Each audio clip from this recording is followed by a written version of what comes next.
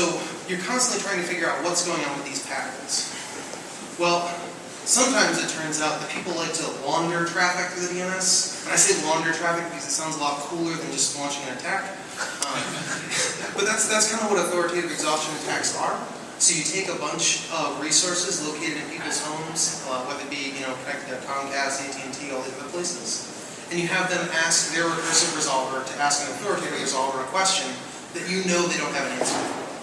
And in a sense, right now, they're kind of disguising the true source of that question, because now we're just seeing that question was asked to us by OpenDNS. Why is OpenDNS all of a sudden asking us tens of thousands more questions? Why is VeriSign asking us tens of thousands more questions? Why is this autonomous system asking us all these questions? So when you look at it from a NetFlow perspective, it doesn't seem that anomalous that these things are asking more questions, because in the context of the DNS, it makes sense.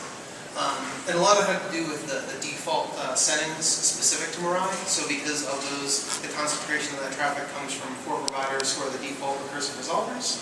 And those also happen to be some of the larger volume queries that we see. Well, then all of a sudden there's also the spikes in traffic from other places you normally don't see a lot of traffic from. So Thailand, Brazil, China, the Ukraine. And this is where you start to realize things are kind of strange here.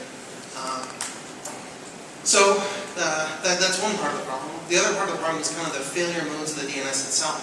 Because you're relying on this global recursive caching layer to protect your authoritative servers and handle all these questions for you, it's kind of like ripping out memcached on all your database servers for anybody who runs massive MySQL installations.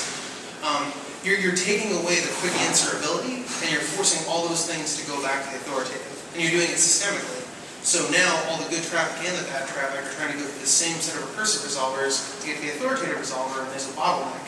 And then who knows how the retry semantics work in all the different recursive resolvers deployed on the internet?